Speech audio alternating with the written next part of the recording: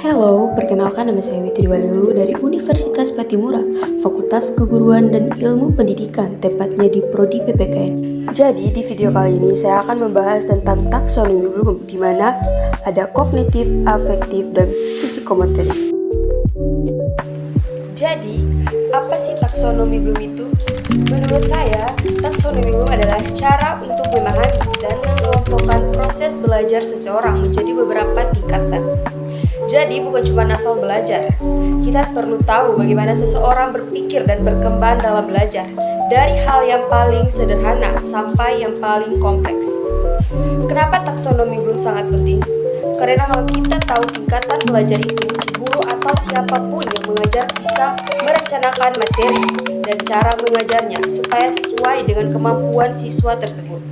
Misalnya, kita nggak bisa langsung minta siswa menciptakan sesuatu kalau mereka belum paham dasar-dasarnya. Yang pertama, kognitif. Kognitif ialah kemampuan mental seseorang untuk memperoleh pengetahuan dan memahami melalui pikiran, pengalaman, dan panca indera. Ranah kognitif ini dibagi menjadi beberapa proses tingkatan, dari C1 hingga C6, di mana C1 adalah mengingat atau remembering.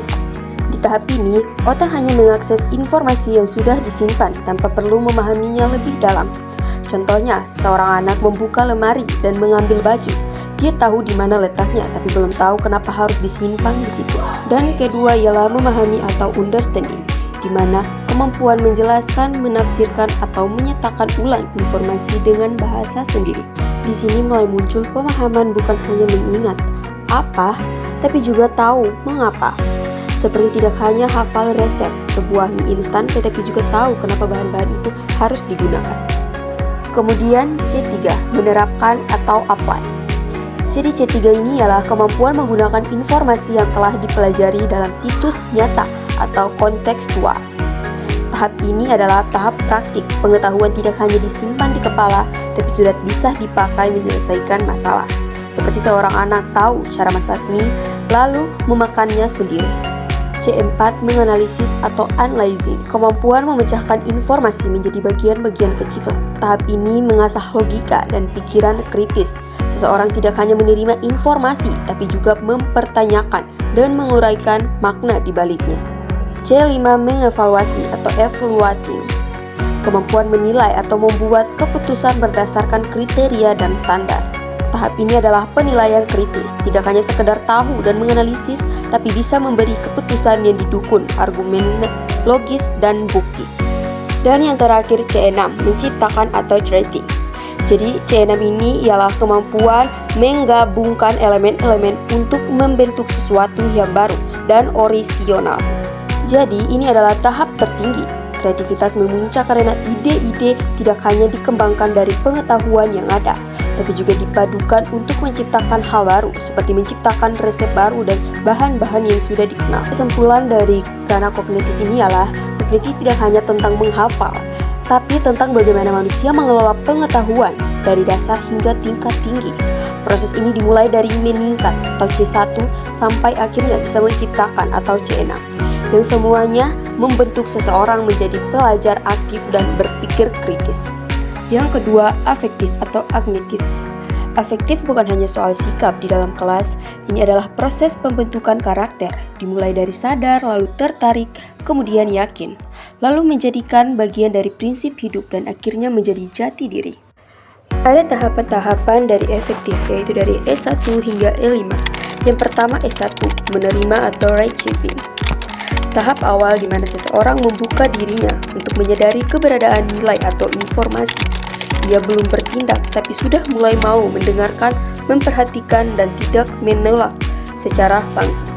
Contohnya seperti seorang siswa yang tidak ingin belajar namun tetap memperhatikan dan mendengar guru tanpa menolak secara langsung. Selanjutnya E2, merespon atau responding. Di sini seseorang tidak hanya menerima, tapi mulai menunjukkan reaksi aktif. Dia mulai bertanya, mengapa atau bahkan mencoba menerapkan nilai tersebut, meski belum konsisten. Artinya, ia mulai tertarik dan terlibat. Contohnya, setelah mendengar materi tentang kejujuran, siswa itu bertanya kepada gurunya, kalau teman nyontek, kita harus lapor bu. Ini menunjukkan ia mulai berpikir dan bereaksi terhadap nilai yang sebelumnya ia hanya mendengar. Dan yang ketiga, menilai atau valuing. Seseorang mulai menganggap nilai tersebut penting dan memilih untuk melakukannya. Ia mulai percaya bahwa nilai itu layak dijaga. Di sini sudah ada komitmen emosional, bukan hanya ikut-ikutan. Contohnya, siswa tadi memilih untuk tidak menyontek meskipun teman-temannya melakukannya. Ia melakukannya bukan karena takut dihukum, tapi karena percaya bahwa jujur itu benar dan penting. Kemudian E4, mengorganisasi atau organisasi. Nilai-nilai yang dipelajari mulai diurutkan dan diintegrasikan dan disusun menjadi prinsip hidup. Seseorang tidak hanya memegang satu nilai, tapi membangun sistem nilai yang saling mendukung dan konsisten. Contohnya, siswa itu bukan hanya jujur dalam ujian, tapi juga belajar untuk disiplin, menghargai waktu, dan bertanggung jawab. Ia menyadari bahwa nilai-nilai tersebut saling berkaitan dan membantu dirinya tumbuh menjadi pribadi yang lebih baik. Yang terakhir, E5, menghayati atau mewujudkan dalam karakter. Nilai menjadi bagian dari identitas diri. Ia tidak lagi hanya melakukan karena diajarkan, tapi karena itu adalah siapa dirinya. Nilai tersebut muncul secara konsisten dalam tindakan, bahkan tanpa disuruh atau diawasi. Contohnya, siswa itu tumbuh menjadi pemuda yang dikenal jujur dalam semua aspek kehidupan. Tidak curang dalam bisnis, berani berkata benar meski tidak populer, dan konsisten memegang nilai-nilai kebaikan bahkan ketika menghadapi tekanan. Yang ketiga, psikomotorik. Psikomotorik adalah kemampuan yang berhubungan dengan gerakan tubuh yang diarahkan oleh pikiran dan latihan. Jadi, ini bukan sekedar bisa bergerak, tapi juga soal bagaimana seseorang menggunakan tubuhnya dengan tepat, terkoordinasi, dan terlatih untuk menyelesaikan tugas atau aktivitas tertentu. Tahapan-tahapan dalam psikomotorik ialah P1 hingga P6, di mana P1 adalah imitasi atau meniru. Tahap awal di mana seseorang hanya melihat dan meniru gerakan orang lain, belum bisa sendiri, masih butuh contoh. Seperti seorang siswa menonton guru menjahit lalu mencoba menjahit dengan cara yang sama meskipun hasilnya belum rapi. Kemudian P2, manipulasi atau mencoba sendiri.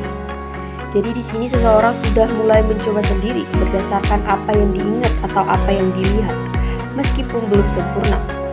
Contohnya, setelah beberapa kali melihat dan mencoba, siswa mulai bisa menjahit sendiri tanpa terus-menerus melihat contoh. Kemudian P3, presesis atau tepat dan konsisten. Jadi, gerakan yang dilakukan sudah mulai tepat, rapi, dan hasilnya bisa diulang dengan konsisten. Seperti siswa bisa menjahit garis lurus dengan rapi berkali-kali tanpa banyak kesalahan seperti dilakukan pada P1 dan P2. Selanjutnya P4, artikulasi atau menggabungkan. Seseorang sudah bisa menggabungkan beberapa gerakan atau teknik sekaligus dengan lancar dan efisiens. Contohnya, siswa bisa memotong kain, menyamatkan jarum, lalu menjahit pola baju tanpa berhenti dan lancar. Dan P5, naturalisasi atau otomatis. Jadi, naturalisasi atau otomatis ini keterampilan sudah jadi kebiasaan, dilakukan secara otomatis tanpa perlu berpikir keras. Contohnya seseorang menjahit profesional bisa menjahit sambil ngobrol karena gerakannya sudah terbiasa. Dan yang terakhir P6, orisinalitas atau kreatif membuat sendiri. Sudah sangat ahli, bahkan bisa membuat gaya atau teknik baru yang unik dan belum pernah diajarkan. Contohnya, desainer baju menciptakan pola baru yang belum pernah ada dan bisa digunakan orang lain. Kesimpulan dari taksonomi Bloom ketiga ranah itu ialah taksonomi Bloom adalah peta untuk kita belajar dengan lebih terstruktur. Dengan peta ini, belajar nggak cuma asal tahu, tapi juga tahu kapan harus mulai dari dasar dan kapan waktunya berkreasi. Jadi, ini membantu proses belajar jadi lebih efektif dan menyenangkan.